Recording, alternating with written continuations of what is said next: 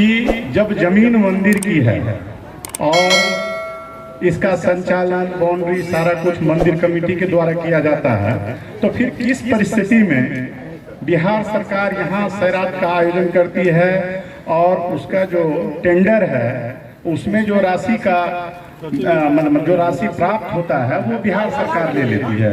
इसका तो कोई औचित्य नहीं बनता है कि आप किसी दूसरे की जमीन, मंदिर अलग है, मंदिर कमेटी अलग है और बिहार सरकार का जमीन अलग है, तो बिहार सरकार का जब जमीन ही यहाँ नहीं है तो फिर किस परिस्थिति में आप यहाँ पर सैरात लगाकर मंदिर के पैसे को बिहार सरकार को देते हैं?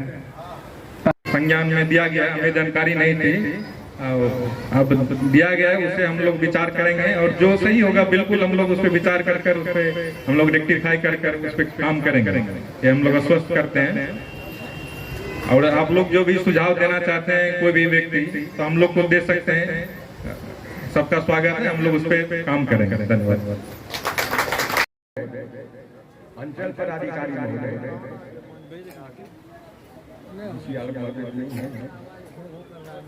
मनरेगा पदाधिकारी महोदय, कार्यपालक पदाधिकारी, नगर पंचायत बनमनखी, थानाध्यक्ष महोदय बनमनखी, हमारे काजी मुखिया जी संतोष बाबू, जिला परिषद पूर्णिया। खुशी की बात है कि 18 से जिनका आए हुए आगंतुक मेरे साथी, मेरे बुजुर्ग बंधु, माता बहनों, मीडिया कर्मी सभी का इस मंदिर में धीमेश्वरनाथ महादेव मंदिर की ओर से आपका स्वागत है। इन्हें 1918 से चल रहा है। माननीय विधायक जब मंत्री बने थे कला संस्कृति मंत्री, पहला उनका नाम कला संस्कृति मंत्री का था, उस समय में इस चीज को ये महोत्सव के रूप में बनाने का निर्णय उन्होंने किया और दिए। दूसरी टर्म में दूसरी बार जब मंत्री बने तो इसको पर्यटन विकास में भी दिए और अंतिम समय में समूचा रुपया ला के यहाँ दे दिए। उसके बाद चुनाव की घोषणा हुई तो मैं उनका कृतज्ञ, मंदिर उनका कृतज्ञ है कि उनके ही समय में मंदिर का जो ये निर्माण हुआ, ये बहुत खुशी की बात है। और मैं भोला बाबा से प्रयास करूंगा कि भाई रहे आगे रहे ताकि इनका और विकास हो सके।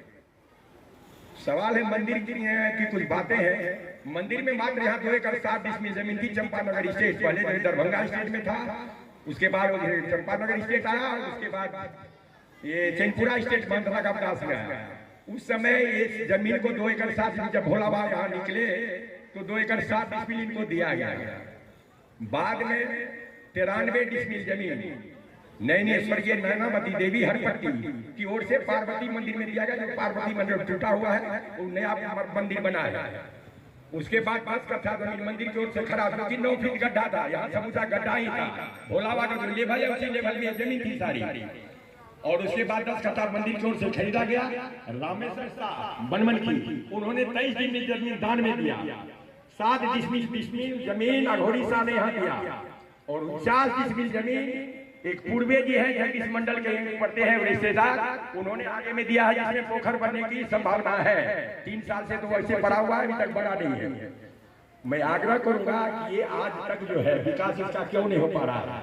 इतना विकास जन सहयोग से हुआ है, इसमें सरकार का कोई नहीं है, कोई रुपया इसमें सरकार की लागत नहीं है। लोगों को यह विश्वास है कि 1 करोड़ 30 लाख में पर्यटन की ओर से बना है, मंदिर को मिला है, जबकि ऐसी बात नहीं है। वो पटना से हुआ है और डायरेक्ट वहां से हुआ है।